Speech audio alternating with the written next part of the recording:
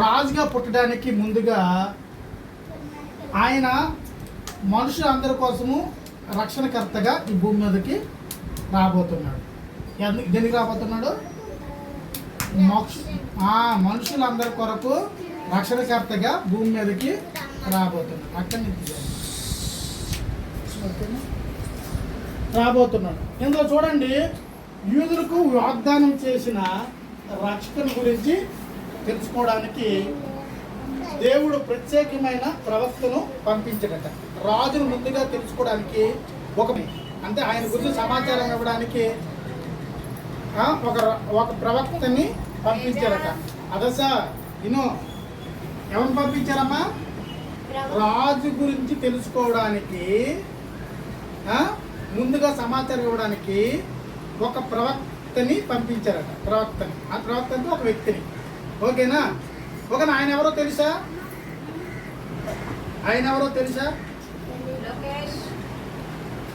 ఏం పేరు? సూర్య నీకు తెలుసా? నేను చెప్పలేదు.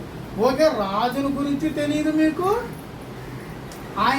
రాజుని గురించి ముందుగా సమాచారం తెలియజేయడానికి పంపించిన ప్రవక్త గురించి మీకు తెలియదు. ఓకేనా? ఈ ప్రవక్త ఎవరు అనే విషయాన్ని మనం చూద్దామా వద్దా?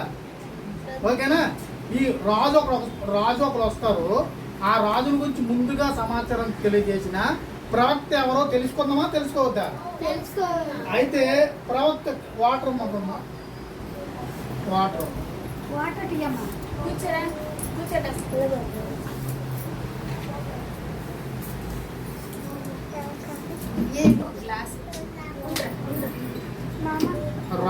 రాజు తెలుసా? మీకు తెలియదు. ఓకేనా? రాజుగా పుట్టబోతున్నారు ఎవరో తెలియదు. రాజుగా పుట్టబోతున్న వాని గురించి సమాచారం అందించడానికి ఒక ప్రవక్తని ముందుగా దేవుడు పుట్టిస్తున్నాడు. ఆయన గురించి మీకు తెలుసా? తెలియదు. ఎవరు అనేది తెలుసుకుందామా? అయితే యెరూషలేం అనే దేవాలయం ఉన్నది. ఏ దేవాలయం ఉంది చెప్పండి? అందులోనూ యెరూషలేం అనే దేవాలయము. యెరూషలేం అనే పట్టణంలో ఒక దేవాలయము ఉన్నది. ఓకేనా? యెరూషలేం పట్టణంలో ఒక దేవాలయం ఉన్నది. పట్టణం పేరేం పేరు బాబు? యాదిదియా?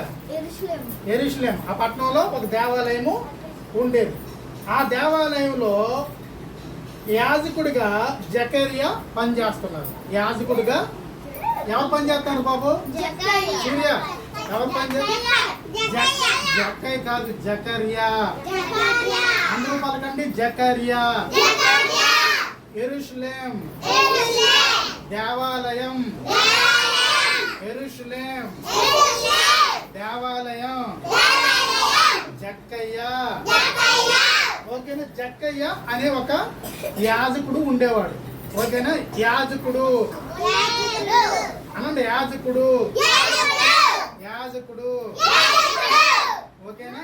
యెరూషలేం పట్టణంలో దేవాలయం ఉండేది. దేవాలయంలో ప్రధాన యాజకుడిగా జకర్యా ఉండేవాడు. ఓకేనా? ఆ జకర్యా క్రమంలో, ఆ యొక్క యాజకుల క్రమంలో జకర్యాకి ధూపం వేసే అవకాశం వచ్చింది. దేవాలయంలోకి వెళ్ళి దేవునికి ధూపం వేసే అవకాశం వచ్చింది. ఏం వేసే అవకాశం వచ్చింది? దేవునికి ధూపం వేసే అవకాశం వచ్చింది. అప్పుడు జకర్యా ఎక్కడికి వెళ్ళాడు? ధూపం వేయడానికి వెళ్ళాడు. దేవాలయంలోకి వెళ్ళిన తర్వాత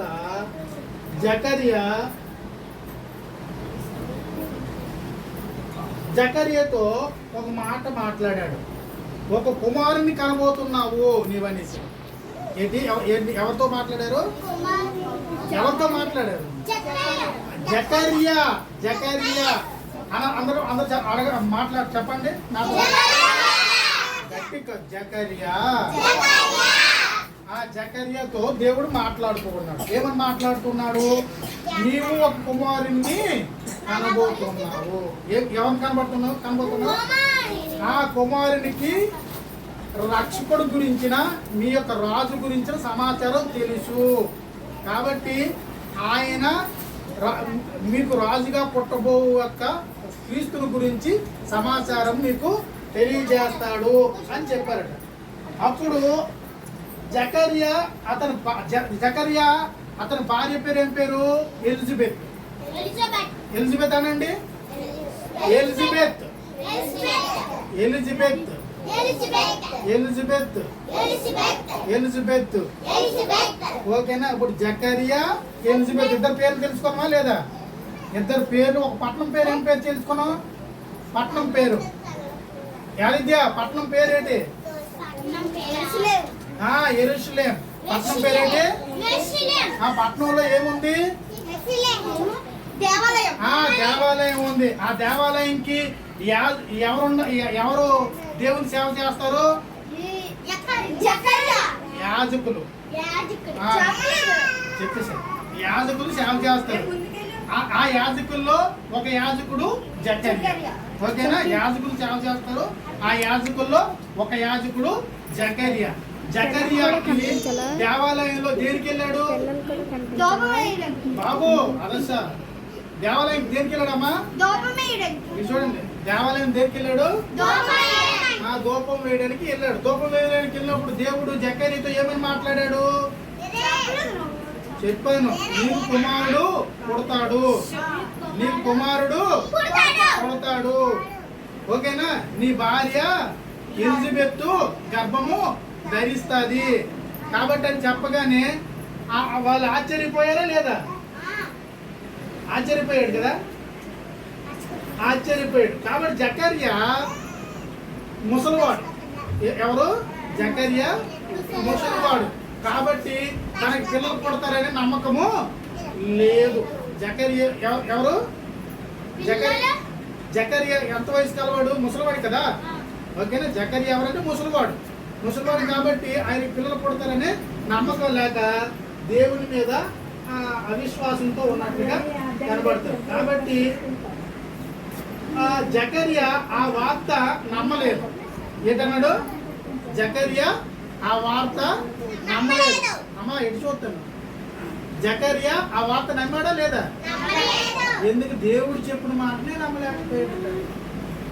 దేవుడు చెప్పిన విషయాన్నే జకర్యా నమ్మలేదు.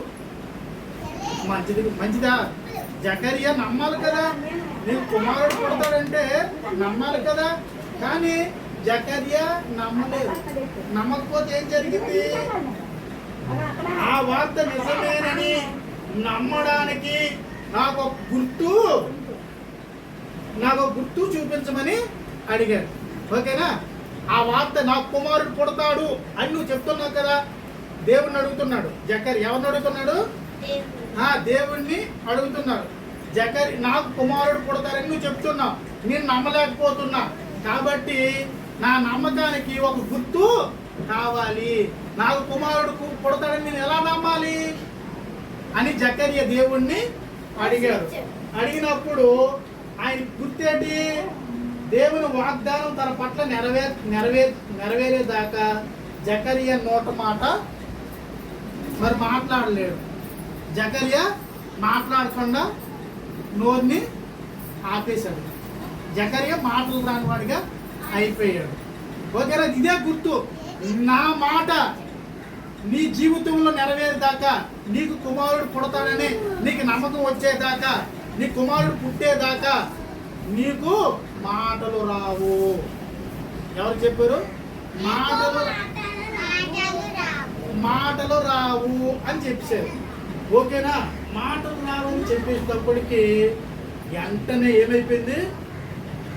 నాకు మాటలు రావా? ఓకే, మళ్ళీ క్వశ్చన్లు వేస్తా. మీరు ఎంతవరకు అర్థం చేసుకున్నారు? పట్నం పేరు ఏం పేరు? పట్నం పేరు ఏం పేరు? ఓకే, అందరు చెప్పండి. యెరూషలేం. ఆ పట్టణంలో ఏటుంది? దేవాలయం. దేవాలయం ఉంది. ఓకేనా. దేవాలయంలో ఎవరుంటారు? యాజకులు. ఎవరు? దేవుని సేవ చేసే యాజకులు ఉంటారు. ఆ యాజకుల్లో ఒక యాజకుడు ఎవరు? ఆ యాజకుల్లో ఒక యాజకుడు ఎవరు? ఇప్పుడు చెప్పాను కదా, జకర్యా. జకర్యా యాజకుడు. ఈ యాజకుడు దేనికి దేవాలయంలోకి వెళ్ళాడు? ధూపం వేయడానికి దేవాలయంలోనికి వెళ్ళాడు. ధూపం వేసే సమయంలో దేవుడు జకర్యాతో ఏమని మాట్లాడాడు? నీకు పిల్లలు పుడతారు, నీకు కుమారుడు పుడతాడు. ఓకేనా? నీకు కుమారుడు పుడతాడు. కాబట్టి జకర్యా దాన్ని నమ్మాడా నమ్మలేదా? నమ్మలేదు. అది నమ్మాడా నమ్మలేదా? నమ్మలేదు. జకర్యా నమ్మలేదు. ఓకేనా? నమ్మకపోతే జకర్యాకి సూచన ఏంటి? దేవుని యొక్క మాట నెరవేరే అంతవరకు కూడా జకర్యాకి ఇచ్చిన సూచక్రియ ఏంటి? మాటలు రాకుండా ఉంటావు. మాటలు రాకుండా ఉంటావు అంటే నీకు కుమారుడు పుట్టేంత వరకు నీకు మాటలు రావు అని చెప్పించాడు. అంతేనా? అంతవరకునా నేర్చుకున్నాం. ఓకే, ఇప్పుడు జకర్యా ఇక్కడ ఏం చేస్తాడు? ధూపం వేస్తున్నాడు, చూసారా? ధూపం వేస్తున్నాడు. జకర్యా ఈయన దేవుడు. ఓకేనా? దేవుడు జకర్యా ఏం చేస్తాడు? దేవునికి ధూపం వేస్తున్నాడు. ధూపం వేస్తున్న సమయంలో దేవుడు జకర్యా ఇద్దరు కూడా మాట్లాడుకుంటున్నాడు. దేవుడు ఏమని మాట్లాడాడు? నీకు ఒక కుమారుడు పుడతాడనేసి మాట్లాడాడు. జకర్యా ఏం మాట్లాడుతున్నాడు? నాకు కుమారుడు పుడతాడనడానికి సూచన ఏంటి అని అడుగుతున్నాడు. అప్పుడు దేవుడు ఏం చెప్పాడు? నేను చెప్పే మాట నెరవేరే అంత వరకు నీకు మాటలు రావు అని చెప్పాడు. కాబట్టి అంతవరకు అయిపోయిందా? ఓకే, ఇప్పుడు ఇక్కడికి వెళ్దాం. ఓకేనా? ఇప్పుడు టైం అయిపోయింది. ఓకేనా? అయిపోయిందా టైము? ఓకే, ప్రార్థన చేసుకుందాం.